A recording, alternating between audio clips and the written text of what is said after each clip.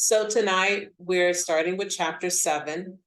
Chapter 7 deals with qualitative data analysis. We will discuss qualitative research, qualitative data analysis. So some of the information that's in your textbook are major qualitative research methods, qualitative data, data management, social media, validity concerns, reliability, and limitations.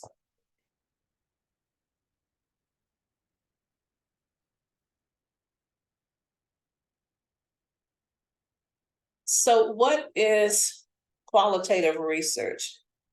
Well, qualitative research is research that is based on non-numerical data, which you already know, right? But here we're going to discuss areas of concern that authors of field research studies must address. The validity of qualitative research findings has sometimes been questioned because it has been criticized for a lack of rigor and producing findings that are dependent upon the particular researcher conducting the study. Another concern is researcher bias, only noticing data that support one's prior expectation.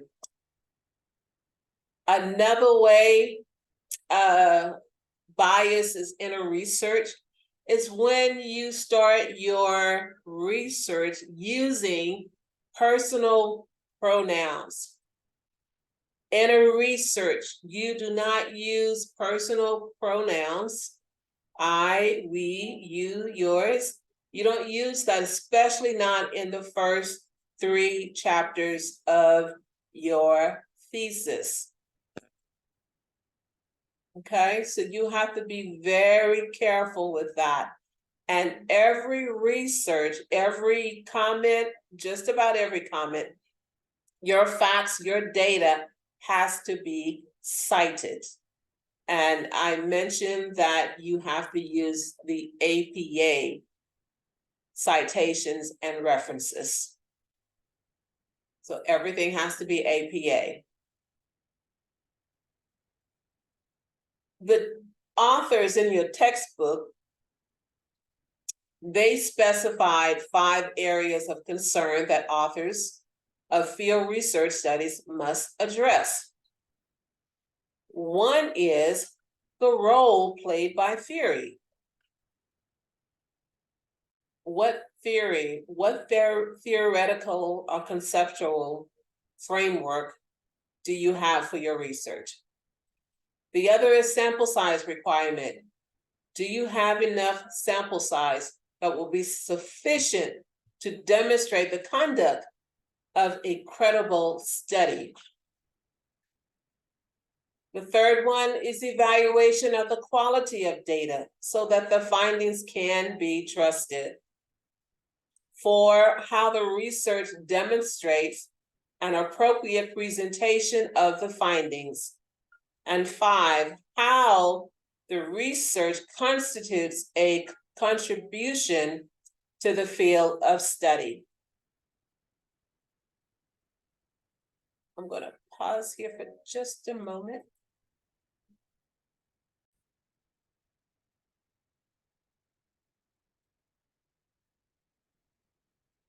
So the book discussed 4 major qualitative methods, research methods.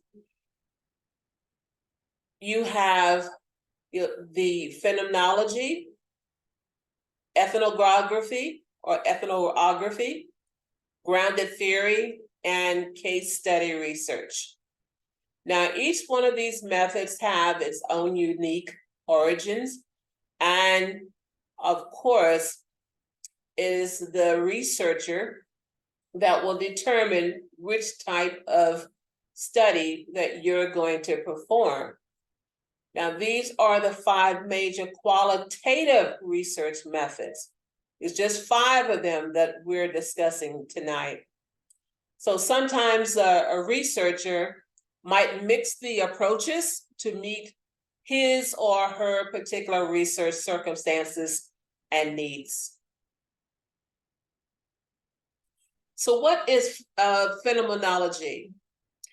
It is a qualitative research method where the researcher attempts to understand and describe how one or more participants experience a phenomenon, okay?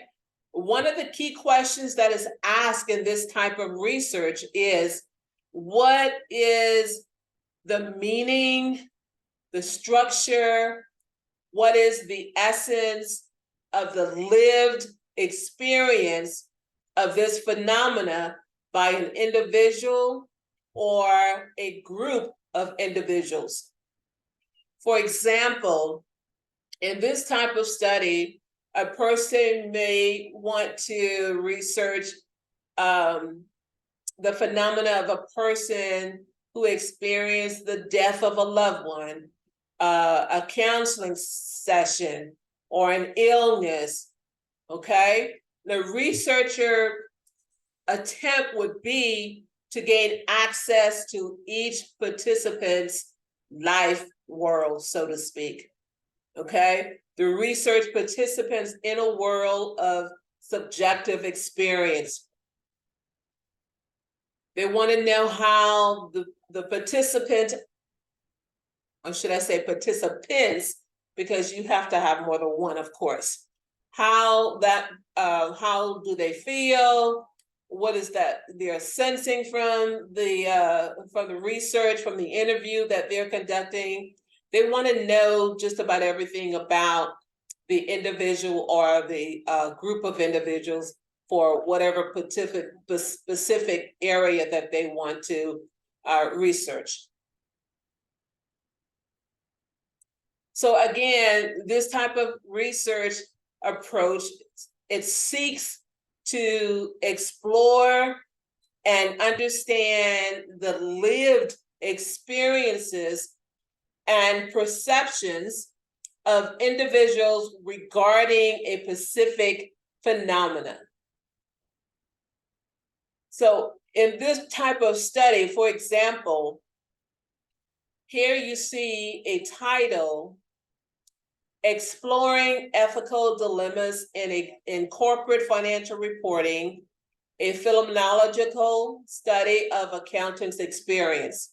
Okay, just looking at that title or that topic that researcher wants to do, the researcher will conduct an in-depth interview or interviews with practicing accountants to delve into their lived experiences when they are confronted with ethical dilemmas related to corporate financial reporting. Through open-ended qualitative interviews, accountants are encouraged to share their thoughts, their emotions, and decision-making processes when faced with situations where professional ethics and financial interests appear to conflict. So this example of this research topic, exploring ethical dilemmas in corporate financial reporting, a phenomenological study of accountants' experiences. This type of study seeks to understand how these professionals navigate the complexities of ethical decision-making and the factors that influence their choices.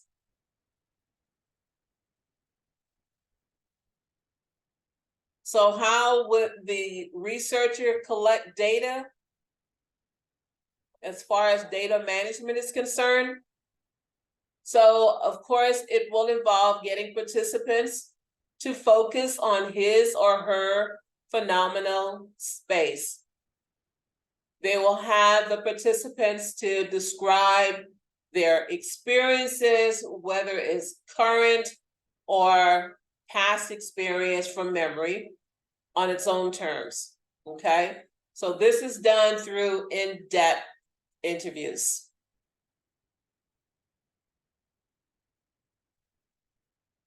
The other type of method or approach to qualitative research is ethnography. Okay, it is a research method that focuses on the discovery and description of the culture of a group of people.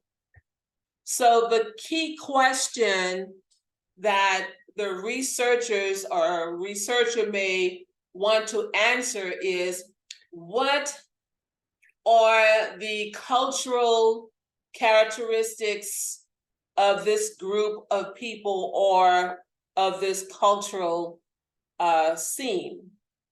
That's what they would want to try to answer, okay?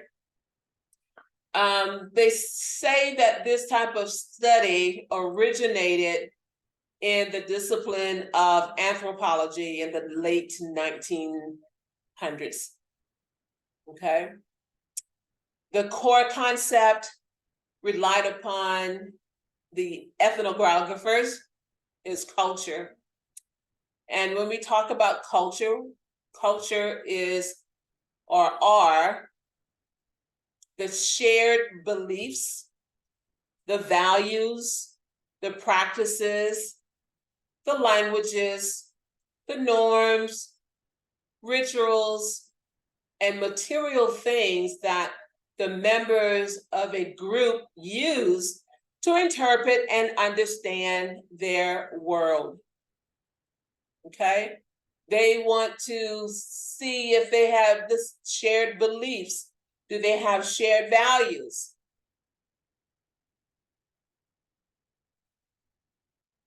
An example of this type of research in accounting research is what we're looking at here. Here is an example, I should say, of an accounting research topic. Okay. Again, remember we said that ethnography is a qualitative research method that involves immersive field work to understand the social and cultural dynamics within a particular group or an organization or community. And again, like I said, in the context of accounting research, when you look at this topic here, right?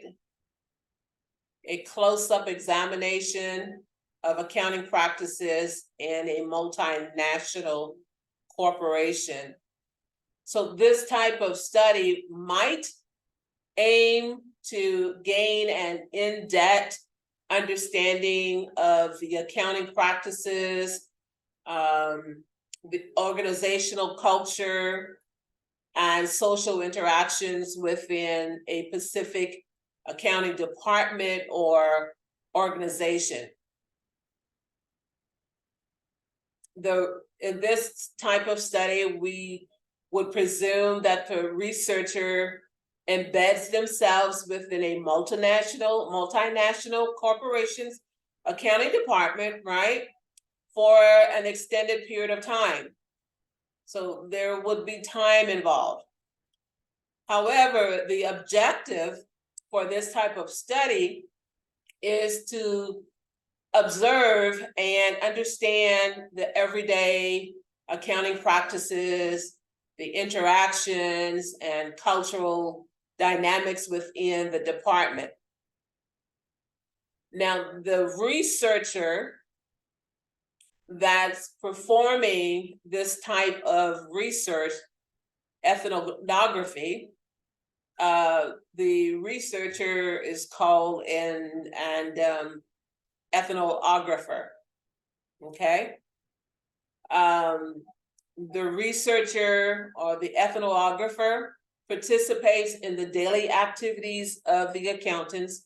That means that person is there, okay? That person, the researcher, of course, he or she would attend meetings. The researcher would engage in informal conversations with employees to gain insight into their work culture and accounting practices. Now, through the participants' observation and in-depth interviews, the researcher at that time would explore how accountants interact with one another.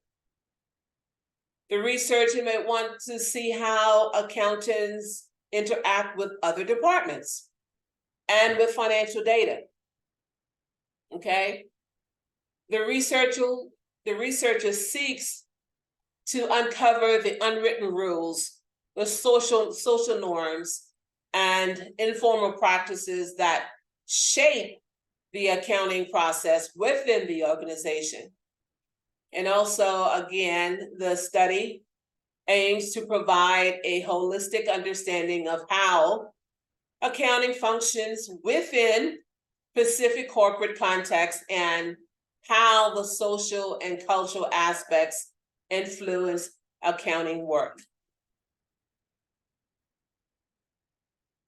So how does the researcher collect this type of data? Of course, it's going to involve in-depth interviews. It's going to involve participants' observation, data collection, method in which the researcher becomes an active participant in the group being investigated. And the data collection process, the researcher or researchers call that field work. You're in the field, so to speak.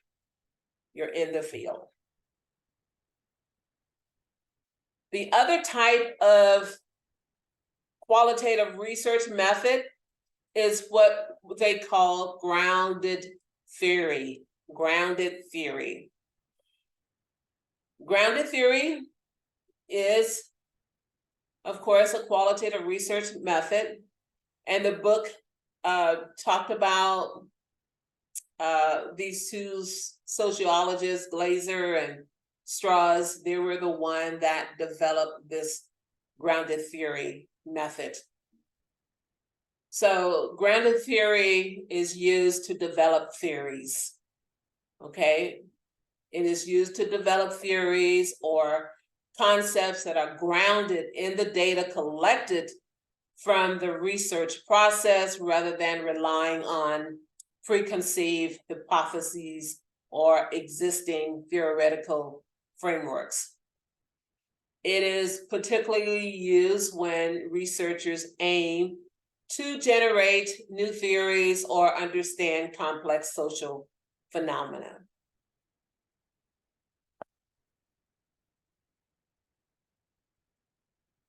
So what does a grounded theory in accounting look like? Well, a grounded theory study in the field of accounting might explore various aspects of accounting practices or behaviors among accountants or organizations, aiming to develop a new theory grounded in data or in the data collected. Okay. Here is an example of an accounting research topic using the grounded theory approach. And this topic here is called Uncovering the Dynamics of Ethical Decision-Making in Corporate Accounting, a Grounded Theory Approach. So in this grounded theory study, researchers immerse themselves in the daily work environment of a corporate accounting department to understand the process of ethical decision-making. And the objective for this study is to explore how accountants within the organization make ethical decisions in a complex financial reporting context. Now, researchers collect data through participants' observations, through interviews, document analysis, and interactions with accountants. They, meaning the researcher or researchers, remain open to emerging themes, categories, and patterns during data collection and analysis. So as data accumulates, the researcher process allows for the inductive development of a theory grounded in the experiences and actions of the accountants themselves. The grounded theory that emerges from this research might explain the stages of ethical decision-making.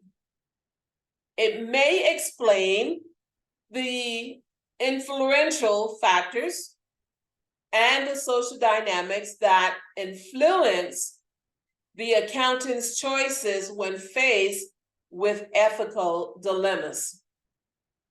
Now, this particular theory also could provide valuable insights into how accountants navigate ethical challenges in practice, potentially leading to a better understanding of how organizations can support ethical behavior in accounting.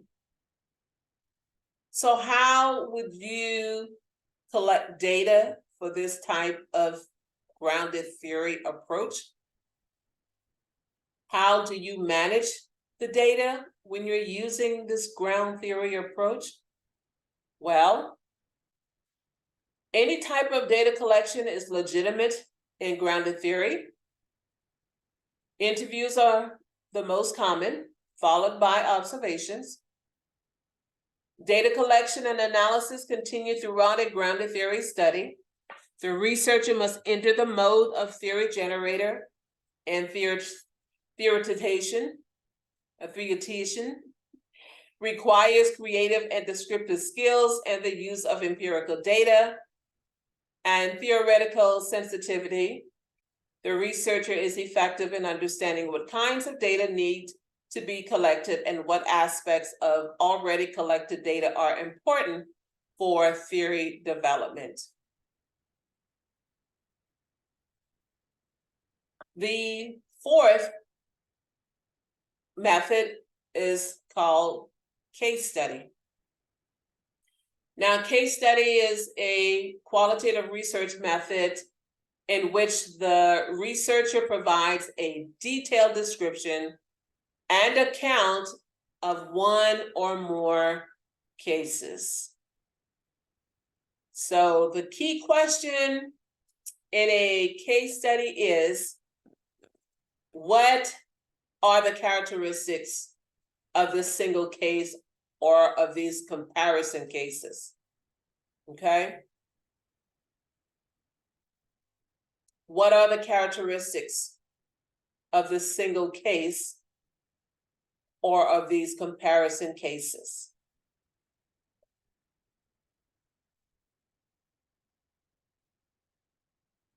Here you see a case study entitled Financial Reporting Fraud at Enron Corporation. Financial Reporting Fraud at Enron Corporation. This is a case study example. So in this case study, it examines one of the most famous corporate scandals in accounting history.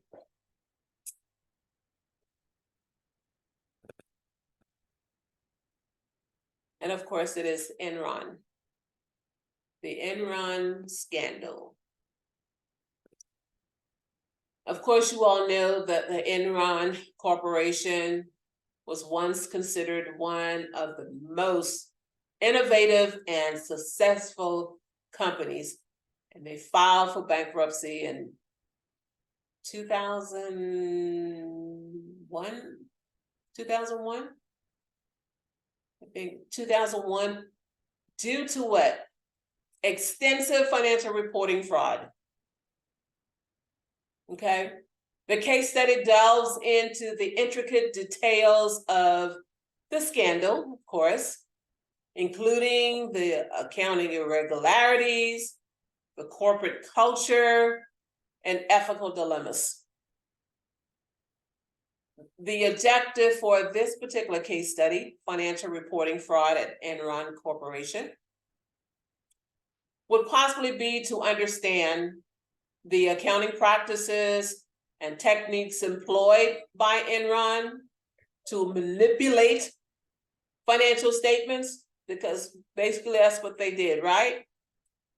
To explore the role of Enron senior management, including the CFO and the CEO, in orchestrating the fraud. The case study may want to analyze the ethical considerations and conflicts faced by employees and auditors at Enron. This case study may want to examine the regulatory and oversight failures that allowed the fraud to persist. They may want to also discuss the consequences. What were or what are the consequences of the Enron scandal for the accounting profession and corporate governance? This is just one example of a case study in the accounting world, in the accounting research and accounting world.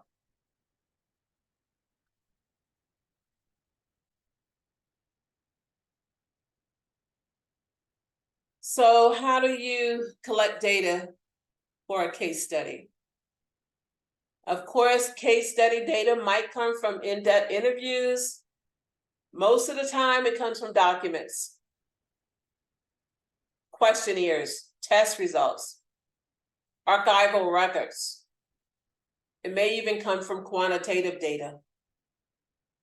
So there are different, means of collecting data for a case study research project. Now, one of the things that you have to be concerned about is making sure that your research is valid and that it's reliable. And validity and reliability are two fundamental concepts in research that are essential for ensuring the quality and the trustworthiness of research findings. So what is validity? Validity refers to the degree to which a research study accurately measures or assess what it intends to measure. So in other words, it assesses the extent to which the research findings and conclusions are truthful and represent the true state of the phenomenon under investigation. Reliability, on the other hand, refers to the consistency, the stability, and dependability of research methods, the measures, and the data. So reliability ensures that the research results can be replicated or repeated under the same conditions with minimal variations.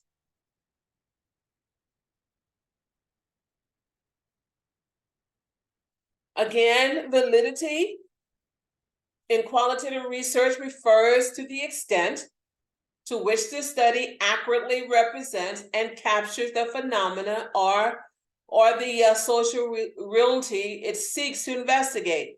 In other words, it assesses whether the research findings provide a faithful and credible account of the subject under study. So ensuring validity is crucial. It is crucial in qualitative research to maintain the trustworthiness and the reliability of the findings. And we said that reliability in qualitative research refers to the consistency, the dependability, and the stability of the research findings, okay? However, in qualitative research, where the focus is on understanding and interpreting complex human experiences and social phenomena, the concept of reliability is somewhat different. Okay? There are several aspects of validity. There are several aspects of validity in qualitative research, which are what you see here: internal, external, and construct. There are more. However, we're going to discuss these three: internal validity, external validity, and construct validity. Internal validity focuses on the accuracy of the cause and effect. It focuses on the accuracy of the cause and effect relationships established within the study. Okay? You as a researcher should consider potential alternative explanations for the observed patterns and ensure that the chosen methodology and data analysis techniques support the conclusion drawn. External validity concerns the generalizability of research findings.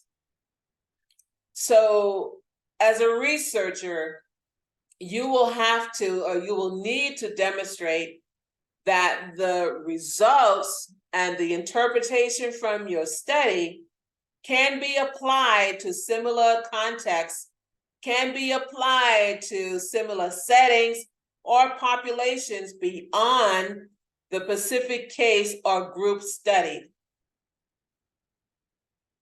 Construct validity, on the other hand, it relates to the alignment between the concepts, the variables, and operations used in the research. Now, researchers, you must ensure that the study's conceptual framework accurately represents the phenomena being investigated.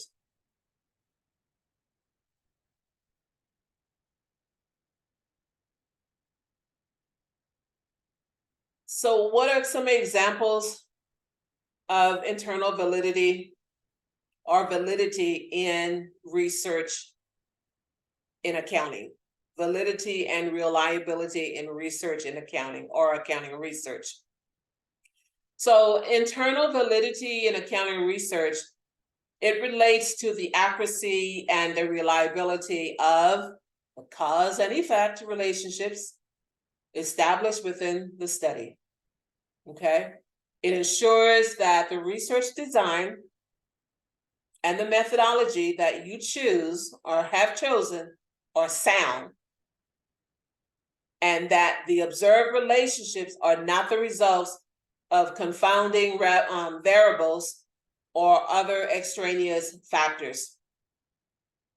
Here you see some of the validity, internal validity considerations in accounting research. Okay.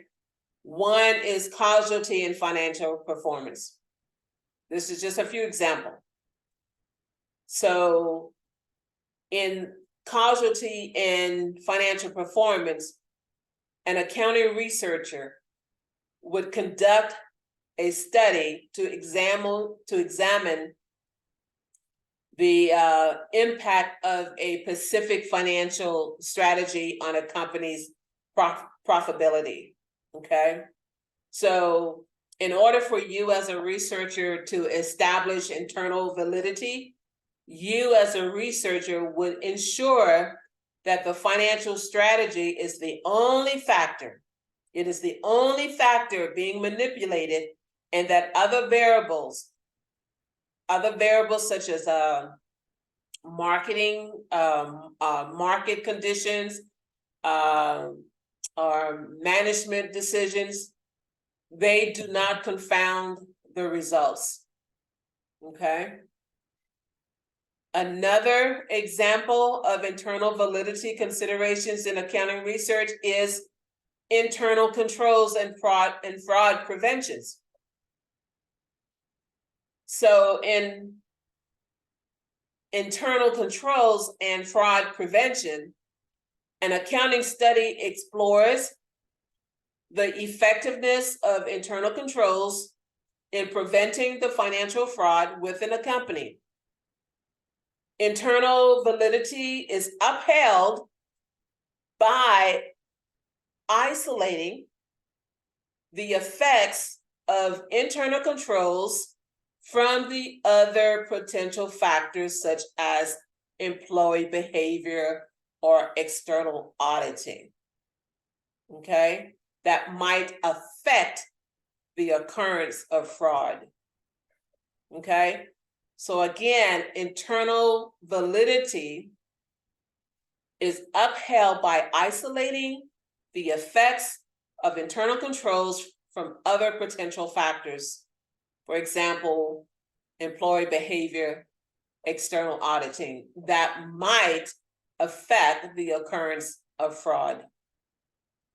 Another example, and this is, like I said, these just a few, there are many out there. Impact of tax policies on corporate decision-making. So if you wanted to, check, make sure that in the validity of your research, the accounting researcher examines how changes in tax policies affect companies' tax planning and financial decisions.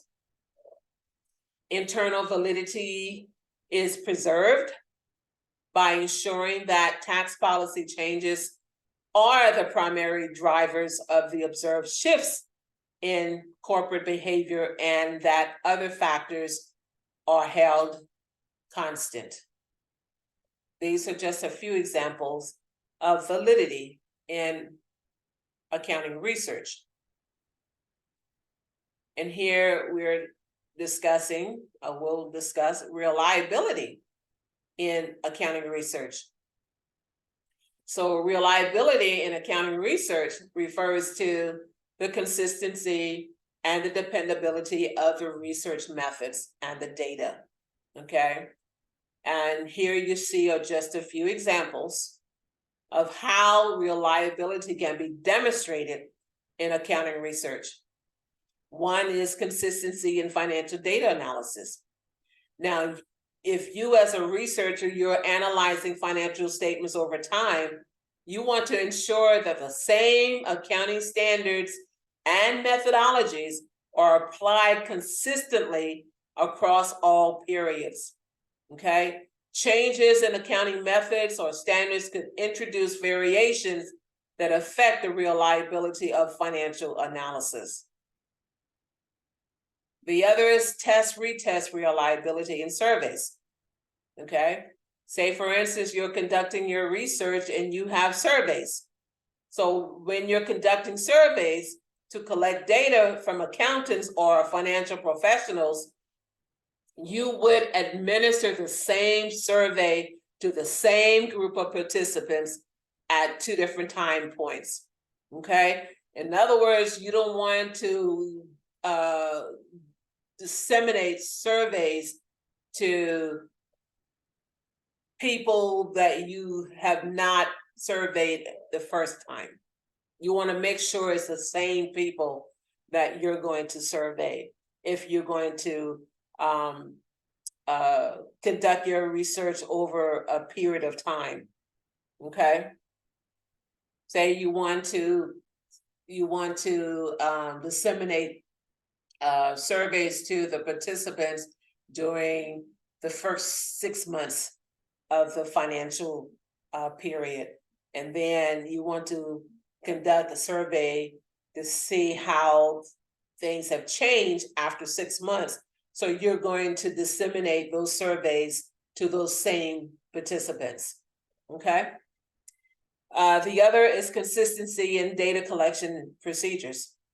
So when you're collecting financial data from different divisions or subsidiaries of a company, you want to ensure that the data collection procedures are consistent, okay? Standardized protocols for data extraction and reporting should be applied across all units to maintain data reliability. So you see that with reliability, you want to be consistent. Your methods have to be consistent. Okay, so we have a question. Each piece of qualitative evidence, example, documents, observational notes, interview transcripts should first be evaluated for A, confidentiality, B, confidentiality and reliability, C, reliability and validity, or D, validity and confidentiality. Is it A, B, C, or D? And the answer is C, reliability and validity. Okay, so our next section, we're going into social media. We're turning to social media. Now, we know that social media has provided new data sources for accounting researchers, not only for accounting researchers, but for all researchers. Okay, you have your LinkedIn, Facebook, YouTube, there are just so many others that not even mentioned here. Okay, now social media has had a significant impact on research in accounting in several ways. One, data collection analysis. Now, researchers can access a vast amount of financial and accounting related data on social media platforms. Now, this data can be used for sentiment analysis, trend identification, and financial forecasting. For example, analyzing Twitter data for mentions of a company or a product can provide insights into public sentiment and potential stock price movements. Real-time information. Social media provides real-time updates on news, events, and financial information. Researchers can use social media to track breaking news, track earning reports, market trends, allowing for timely analysis and reporting. The other is communication and collaboration. Social media platforms facilitate communication and collaboration among researchers, enabling them to share ideas, research findings, and best practices. Now, this can lead to more efficient and collaborative research efforts within the accounting community. The other is information dissemination. Researchers can use social media to disseminate their findings to a wider audience. They can share research papers, they can share findings and insights on platforms like LinkedIn, ResearchGate, Twitter, researching a global audience of professionals, academics, and policymakers.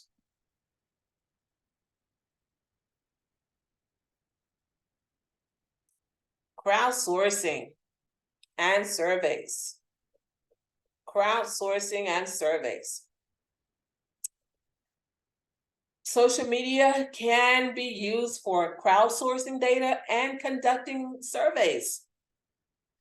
Researchers can engage with a large and diverse group of respondents for accounting-related surveys and studies. Now, this allows for more extensive data collection and a broader range of perspectives. Trend analysis.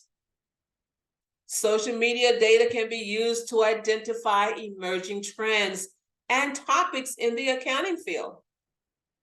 Now, you as a researcher, you can monitor discussions, hashtags, and online communities related to accounting to stay informed about current issues and areas of interest.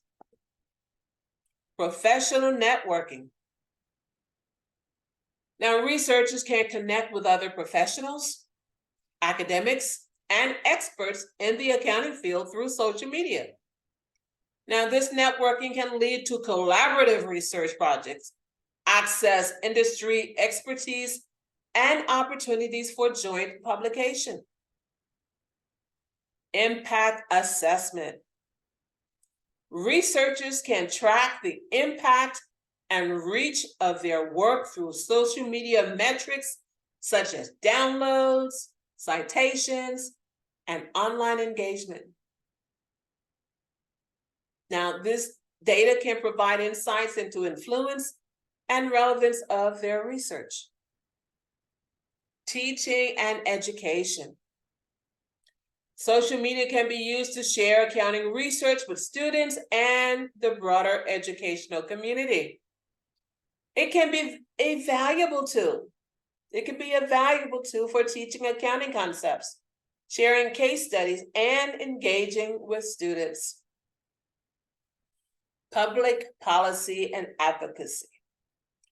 Social media can be used to advocate for changes in accounting standards, regulations, and public policy. Researchers can engage with policymakers, regulators, and the public to promote evidence-based accounting practices and reforms. So, we know that social media has revolutionized the way accounting research is conducted, the way it's communicated, the way it's disseminated. Social media offers new avenues for data collection, collaboration, and impact assessment, making it an integral part of the modern accounting research landscape.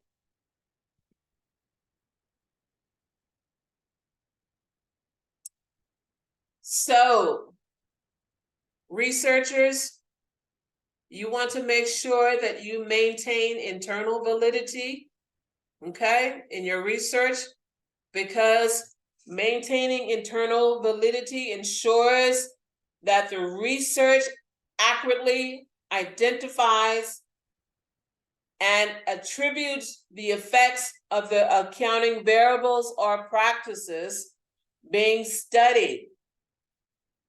Researchers, you will be using various techniques such as experimental designs, control groups, and statistical controls to address potential threats to internal validity and draw valid conclusions about cause and effect relationships in the field of accounting, and demonstrating reliability in accounting research is crucial. It is crucial for ensuring that your data and methods that are used in your study are consistent and dependable. It contributes to the overall credibility and validity of the research findings.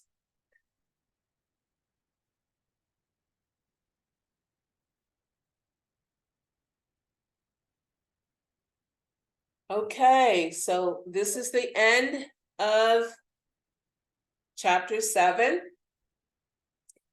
I will stop the recording now.